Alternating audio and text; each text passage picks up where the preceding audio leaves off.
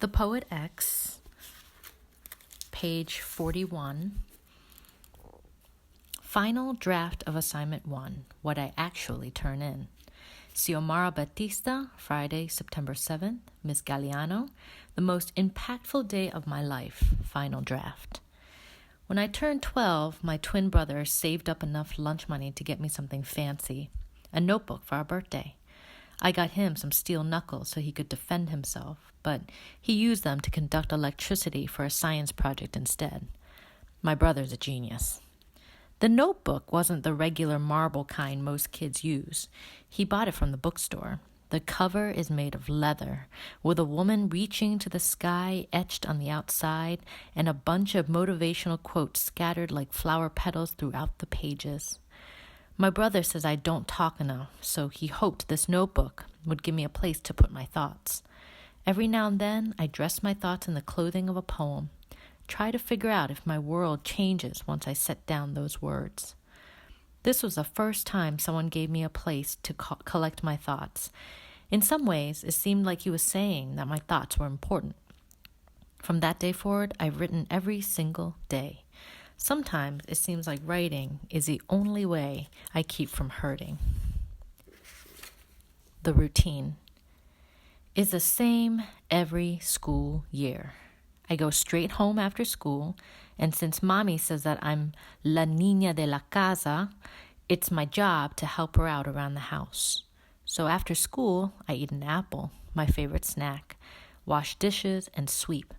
Dust around Mami's altar to La Virgin Maria, and avoid Papi's TV if he's home, because he hates when I clean in front of it, while he's trying to watch Las Noticias or a Red Sox game.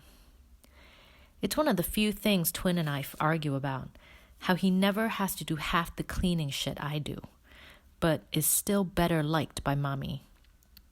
He helps me when he's home, folds the laundry, or scrubs the tub, but he won't get in trouble if he doesn't. I hear one of Mami's famous sayings in my ear. Mira, muchacha, life ain't fair. That's why we have to earn our entrance into heaven. Altar boy. Twin is easier for Mami to understand. He likes church.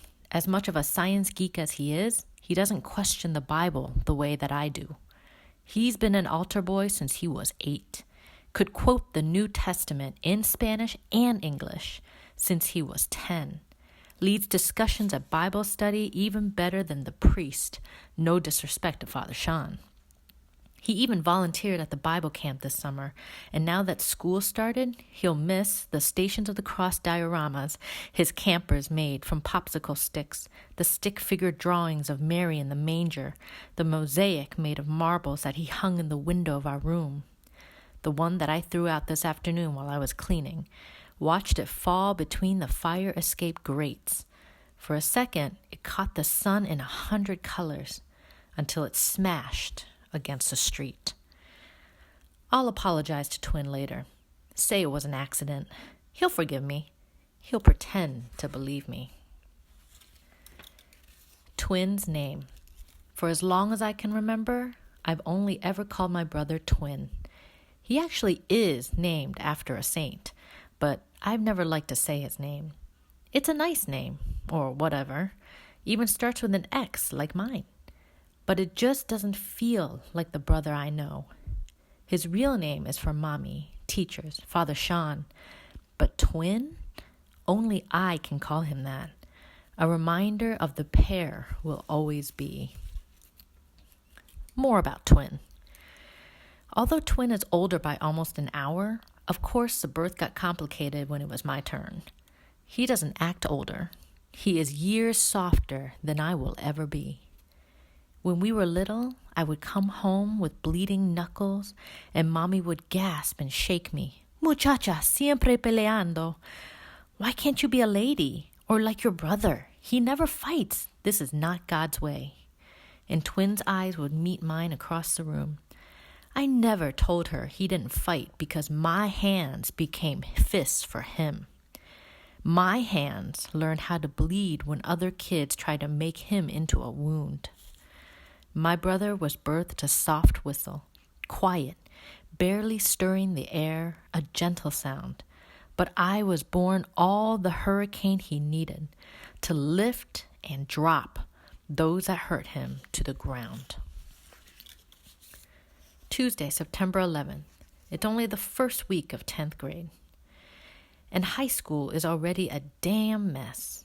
In 9th grade, you are in between, no longer in junior high, but still treated like a kid.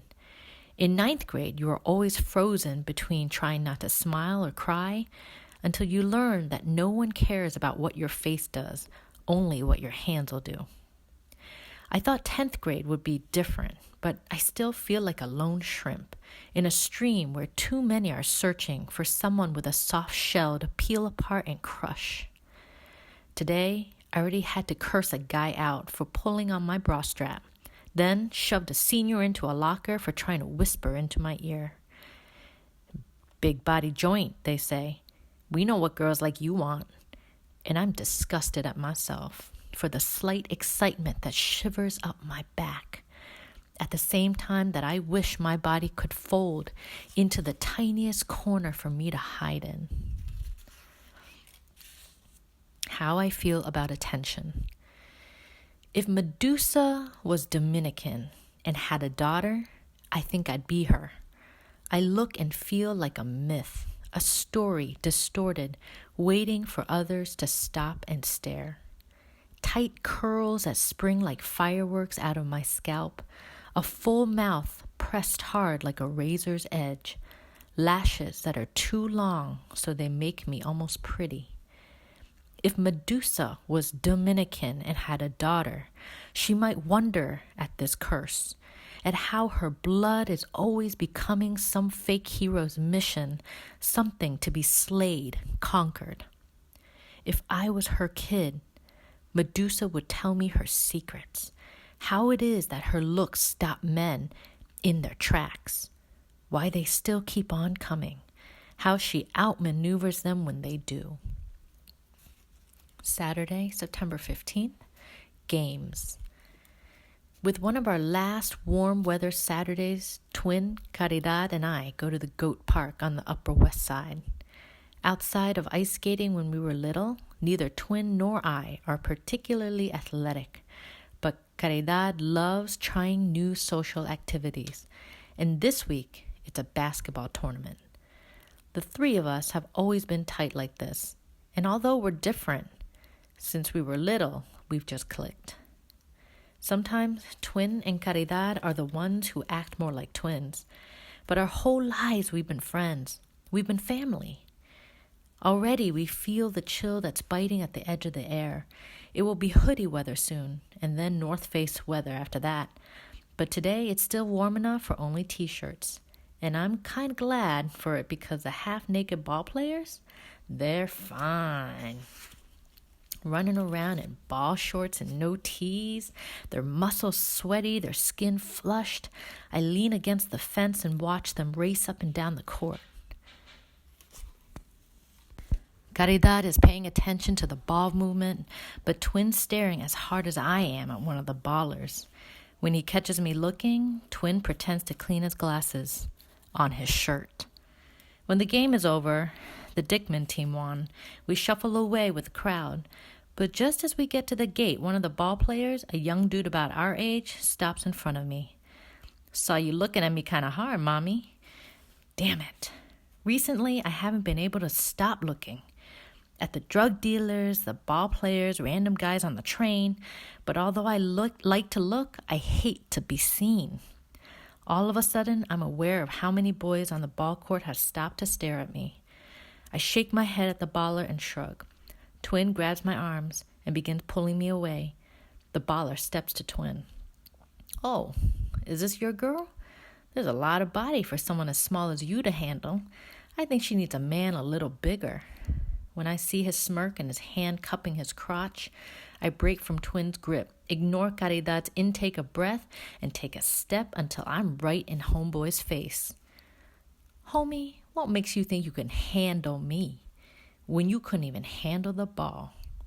I suck my teeth as the smile drops off his face. The dudes around us start hooting and hollering in laughter. I keep my chin up high and shoulder my way through the crowd. After. It happens when I'm at bodegas. It happens when I'm at school. It happens when I'm on the train. It happens when I'm standing on the platform. It happens when I'm sitting on the stoop. It happens when I'm turning the corner. It happens when I forget to be on guard. It happens all the time. I should be used to it. I shouldn't get so angry when boys and sometimes grown-ass men talk to me however they want, think they can grab themselves or rub against me or make all kinds of offers.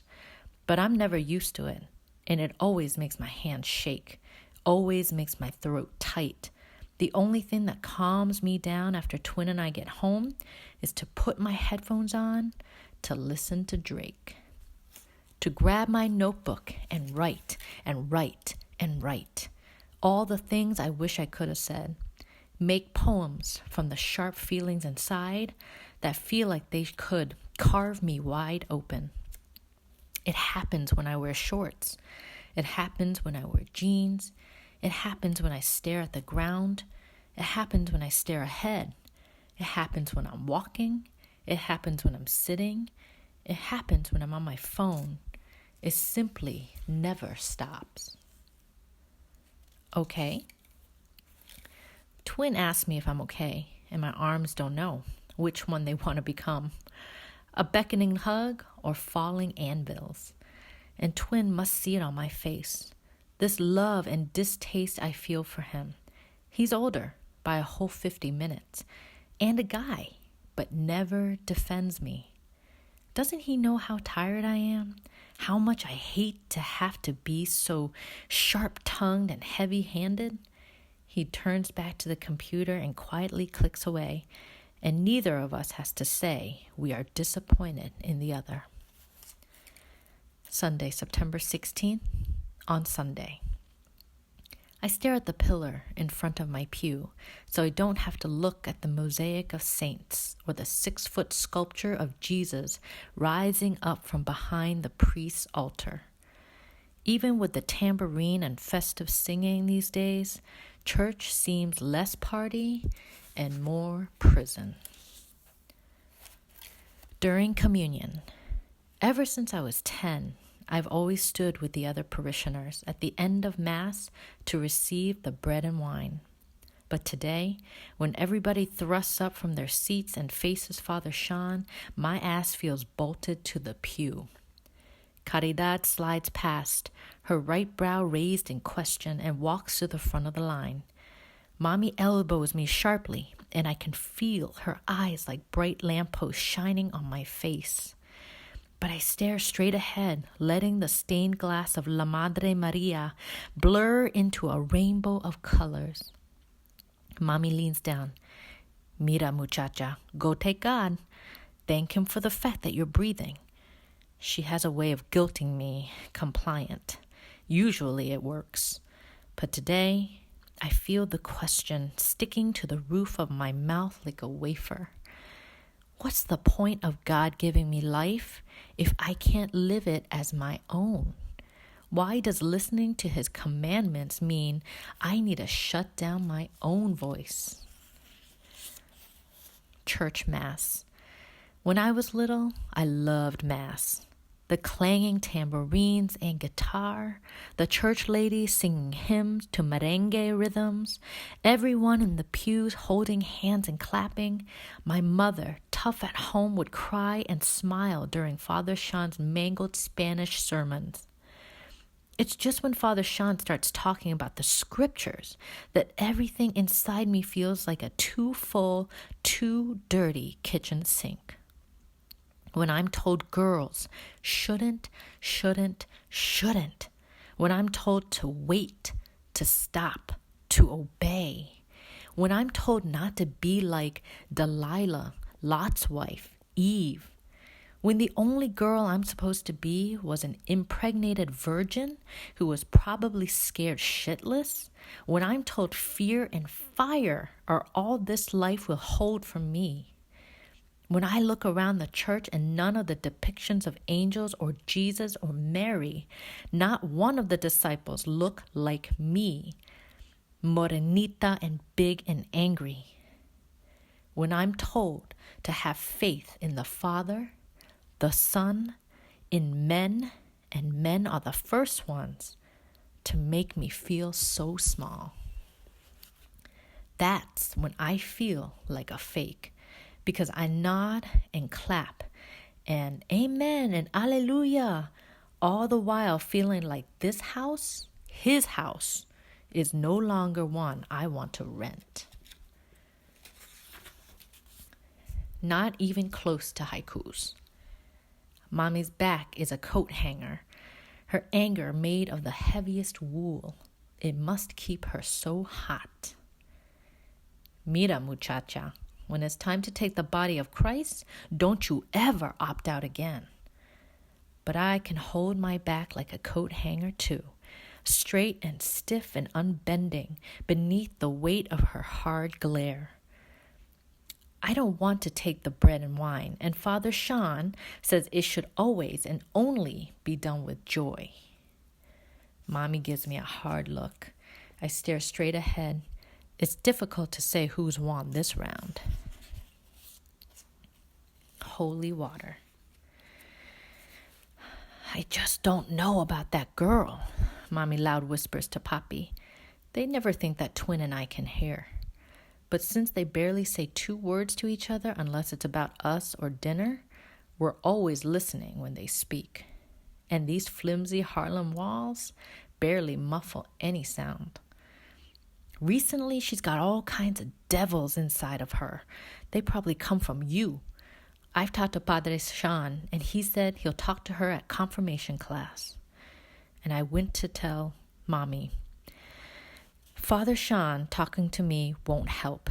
That incense makes bow tie pasta of my belly. That all the lit candles beckon like fingers that want to clutch around my throat. That I don't understand her God anymore. I hear Papi shushing her quiet. It's that age. Teenage girls are overexcited. Puberty changes their mind. Son locas. And since Papi knows more about girls than she does, she stays silent at his reply. I don't know if it's prayer to hope that soon my feelings will drown me faster than the church's baptismal water. People say Papi was a mujeriego, that he would get drunk at the barber shop and touch the thigh of any woman who walked too close. They say his tongue was slick with compliment and his body was like a tambour with the skin stretched too tight. They say Papi was broken, that he couldn't get women pregnant, so he tossed his seeds to the wind, not caring where they landed. They say Twin and I saved him, that if it wasn't for us, Mami would have kicked him to tomorrow, or a jealous husband would have shanked him dead. They say Papi used to love to dance, but now he finally has a spine that allows him to stand straight. They say we made it so. On Papi. You can have a father who lives with you, who every day eats at the table and watches TV in the living room, and snores through the whole night and grunts about the bills or the weather or your brother's straight A's. You can have a father who works for transit authority and reads El Listín Diario and calls back to the island every couple of months to speak to Primo so-and-so. You can have a father who, if people asked, you had to say lived with you. You have to say is around. But even as he brushes by you on the way to the bathroom, he could be gone as anybody. Just because your father's present doesn't mean he isn't absent. All over a damn wafer. As repentance for not participating in communion last time, Mami makes me go to evening mass with her every evening this week, even the days that aren't confirmation class. When communion time comes, I stand in line with everyone else. And when Father Sean places the Eucharist onto my tongue, I walk away, kneel in my pew, and spit the wafer into my palm when I'm pretending to pray.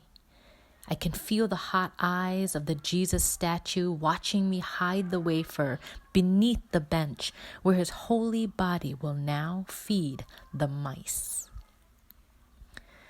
Monday, September 17th, the flyer. Calling all poets. The poster is printed on regular white computer paper. The bare basics.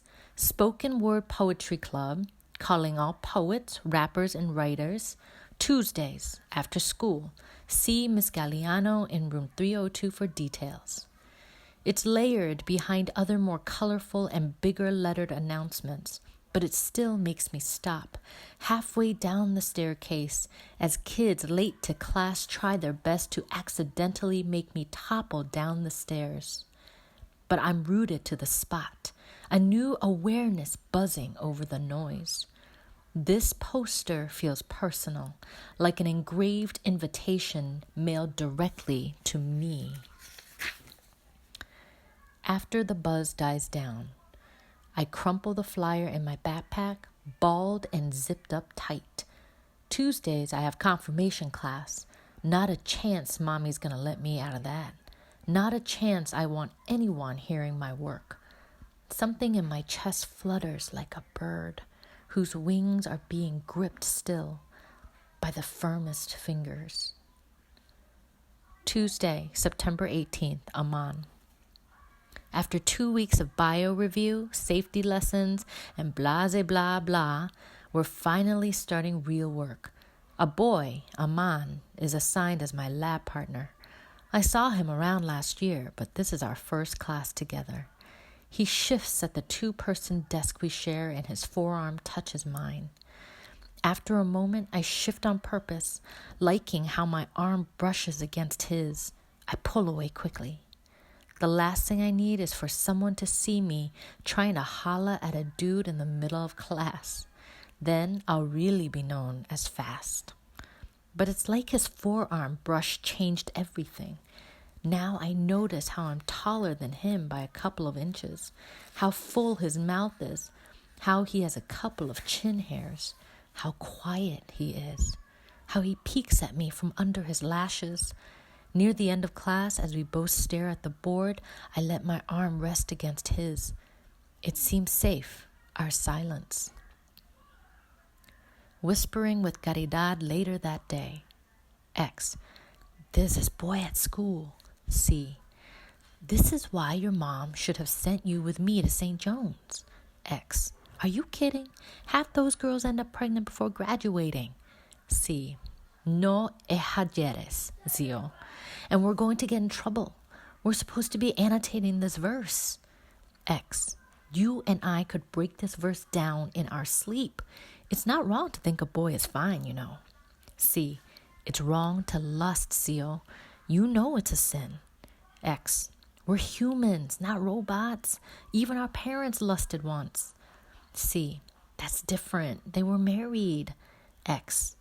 You don't think they lusted before the aisle? Girl, bye.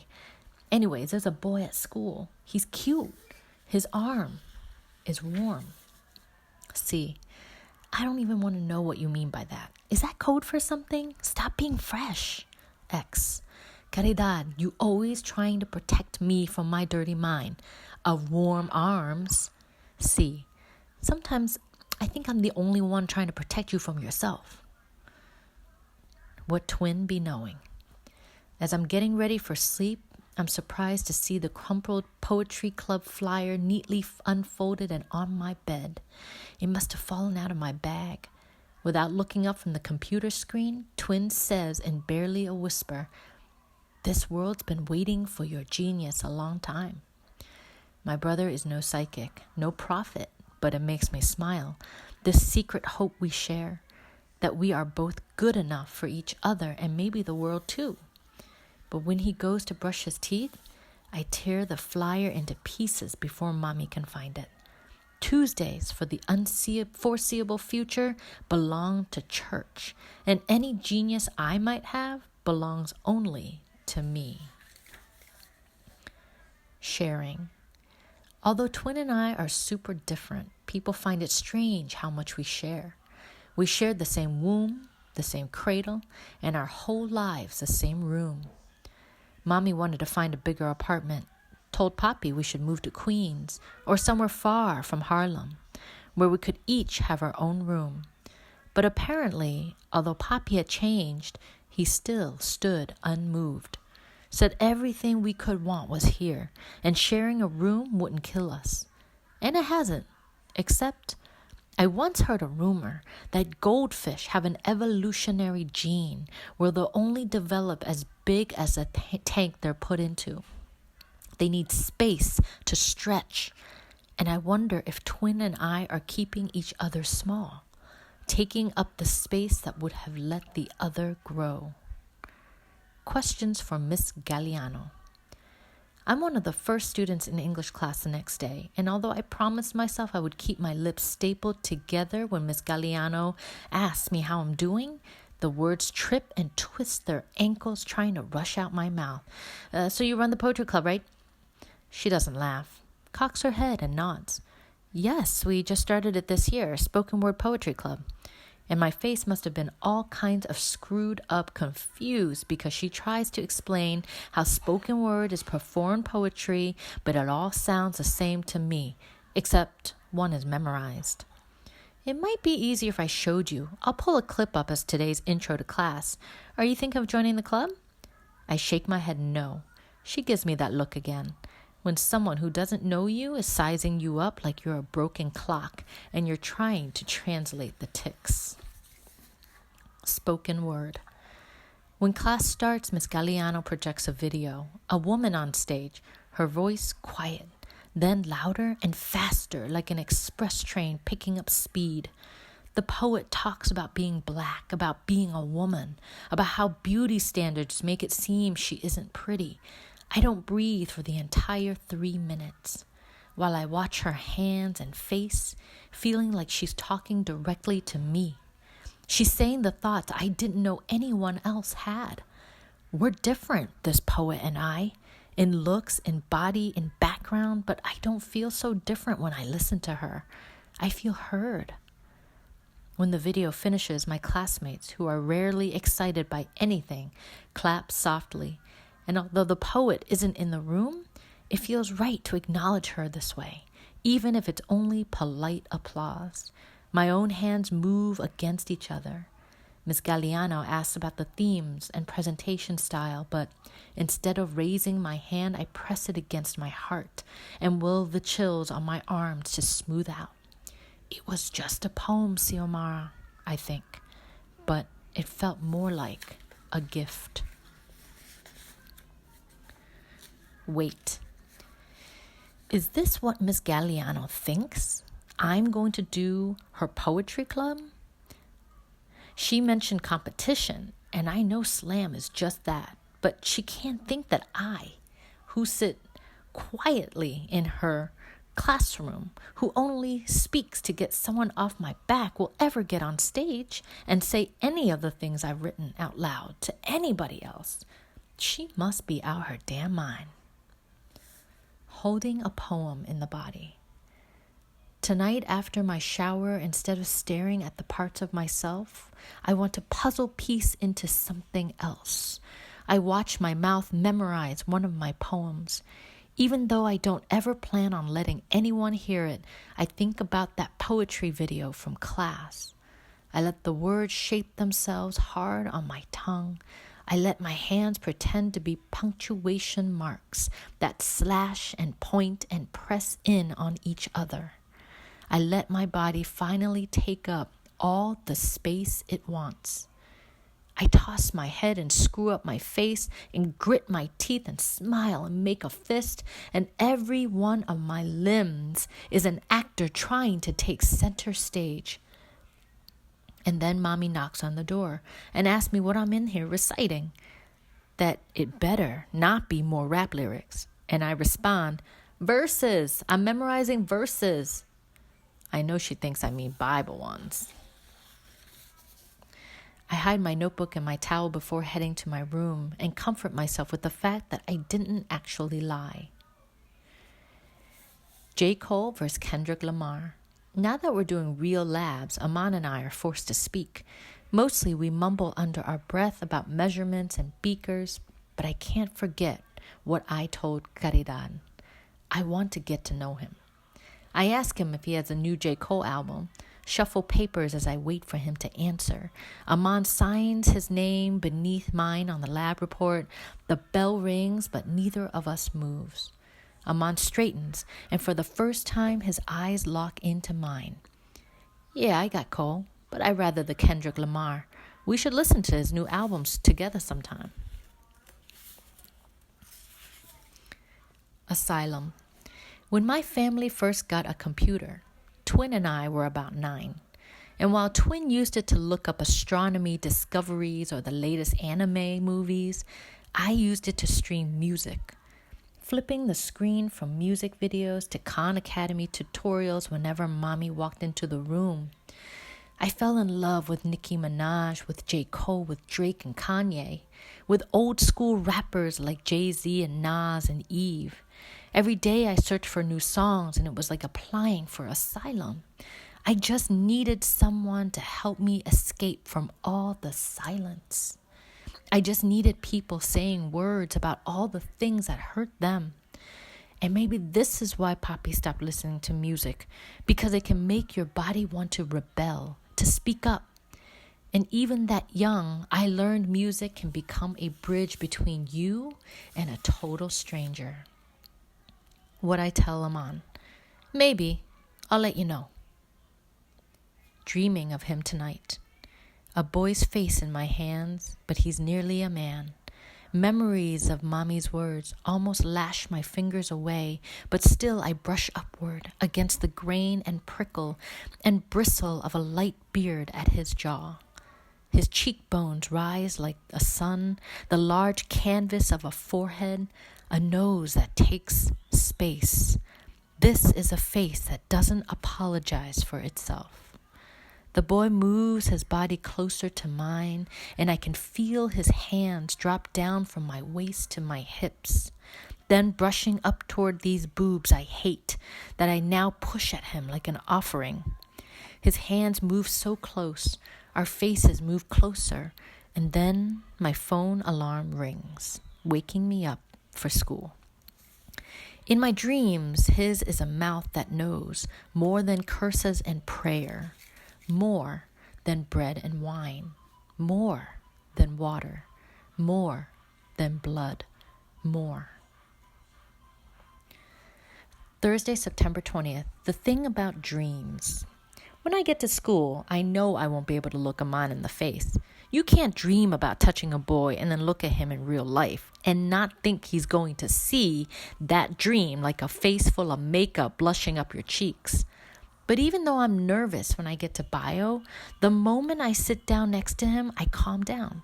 Like my dream has given me an inside knowledge that takes away my nerves. I'd love to listen to Kendrick. Maybe we could do it tomorrow? Date.